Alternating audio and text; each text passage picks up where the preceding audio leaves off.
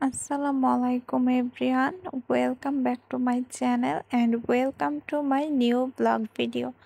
তো আজ একটি কমন রান্না নিয়ে চলে এসেছি। এখানে আমি গরুর মাংস কিভাবে রান্না করব কষিয়ে, সেটাই আপনাদের সাথে শেয়ার করব।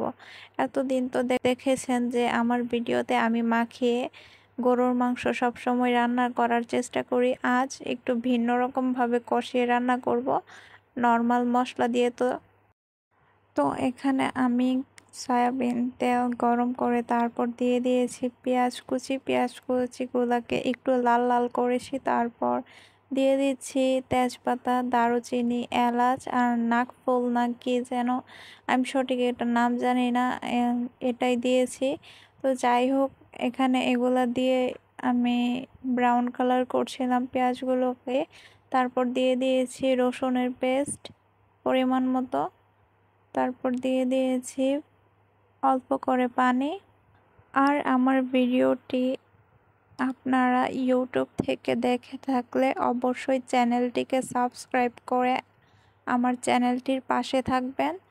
তো এখানে আমি অল্প করে পেঁয়াজের পেস্টও দিয়েছি, এখন দিয়ে দিয়েছি আদার পেস্ট। তারপর এগুলোকে একটু নাড়িয়ে নিচ্ছি। আর আমি কিন্তু সেই রকম রাঁধুনি না, তারপরও অনেকে দেখছি ইনবক্সে বলেন যে আমার মতো বাসায় ট্রাই করেন, আমার খুবই ভালো লাগে। তো আপনাদের কাছে রিকোয়েস্ট থাকবে যে এগুলো ইনবক্সে না জানায় আমাকে অবশ্যই কমেন্ট করে জানাবেন, তাহলে আমার আরও বেশি ভালো লাগবে। তো এখানে আমি এগুলাকে একটু কষিয়ে নিচ্ছি, বাটা মশলাগুলোকে আর কি। আর এখন কিন্তু ভিপিএন ছাড়াও ফেসবুক চলতেছে, বাট নেট একটু স্লো, যার কারণে আমি ফেসবুকে তেমন একটা পেজে অ্যাক্টিভ থাকি না, যার কারণে ইউটিউবেই আমি ভিডিওগুলো আপনাদের সাথে শেয়ার করছি। আর আমি আপনাদের সাথে একটা কথাই বলবো যে ইউটিউবে ভিডিও ছাড়লেই বেশি একটা ভালো হয়, ফেসবুকে তো নানান ধরনের সমস্যা হয়। তো যাই হোক, এখানে আমি দিয়ে দিয়েছি মরিচ 3.5 চামচ, কারণ গরুর মাংস ঝাল না হলে আমাদের ভালো লাগে না খেতে। আর মরিচের গুঁড়ো দেওয়ার আগে কিন্তু আমি স্বাদ মতো লবণ দিয়েছি, আপনারা তো দেখতেই পারলেন। তো এখানে আমি দিয়ে দিচ্ছি এখন পরিমাণ মতো হলুদের গুঁড়ো। তারপর এখন একটু ভালোভাবে নাড়িয়ে নিচ্ছি, মশলাগুলোকে একটু কষিয়ে নিচ্ছিলাম। তো এখন আমি দিয়ে দেব ধনিয়ার গুঁড়ো পরিমাণ মতো। তারপর এখন দিয়ে দিচ্ছি, আমি একটু নাড়িয়ে নিচ্ছিলাম, তারপর দিয়ে দেব জিরের গুঁড়ো একটু বেশি দিয়েছি, বেশি বলতে পরিমাণের মতোই দিয়েছি আর কি। তো আপনারা তো এইভাবে অবশ্যই বাসায় একদিন ট্রাই করবেন। কষিয়ে কিন্তু গরুর মাংস মজা লাগে, কিন্তু বেশিরভাগ আমার কাছে ভালো লাগে মাখিয়েই।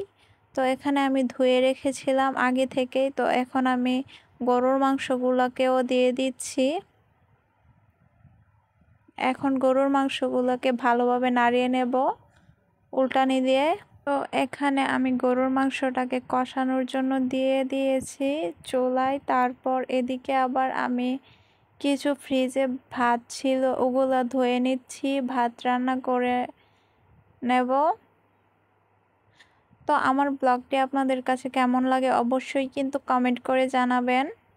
আর রেগুলার তো আপনাদের সাথে ব্লগ শেয়ার করতে পারি না, বিকজ ভিডিও করতেও সবসময় ভালো লাগে না, আর আমার ফ্যামিলিও এইসব ভিডিও আমাকে সাপোর্ট করে না যে আমি ব্লগিংয়ের কাজ করি। তো যাই হোক, এখানে আমি গরুর মাংসটা কষিয়ে নিচ্ছি ভালো মতো। তো কষানোর সময় নাড়িয়ে নেবেন একটু পরপর, নয়তো নিচে দলা পেকে লেগে যেতে পারে প্রেসার কুকারে। আর আমি কিন্তু প্রেসার কুকারেই সবসময় গরুর মাংস রান্না করি। আর গরুর মাংসে কিন্তু আলু না দিলে একটুও ভালো লাগে না ভাত দিয়ে খেতে। তো এখানে আমি এখন ধুয়ে রাখা কিছু আলু দিয়ে দিচ্ছি। আর আমার থেকে আপনারা মজার মজার রান্নার রেসিপি চাইলে অবশ্যই কিন্তু কমেন্ট করে জানাবেন। আমি আপনাদের সাথে আমার সবটুকু দিয়ে ট্রাই করব আপনাদের সাথে নিত্য নতুন ভিডিও দেওয়ার। তো এখানে এখন আমি ভালোভাবে এগুলা নাড়িয়ে নিচ্ছি। তো এই তো এখন আমি ভালোভাবে এগুলাকে কষিয়ে নিচ্ছি। কষিয়ে নেওয়ার পর আমি পানি দিয়ে দেব পরিমাণ মতো। তারপর মাংসগুলা সিদ্ধ হলে আমি নামিয়ে নেব। তো আমার মনে হয় না যে আপনাদের সাথে এত কিছু শেয়ার করি। শেয়ার করলে তো ভিডিওটা অনেক বেশি লং হয়ে যায়। আর প্রায় কম বেশি সবাই গরুর মাংস রান্না করতে পারেন। তো আজকের ভিডিওটা এই পর্যন্তই। নেক্সট কোনো ভিডিওতে আপনাদের সাথে আবারও দেখা হয়ে যাবে। এখানে আমি দুপুরে লাঞ্চ করে নিচ্ছিলাম। তো সবাই ভালো থাকবেন, সুস্থ থাকবেন। আল্লাহ হাফেজ।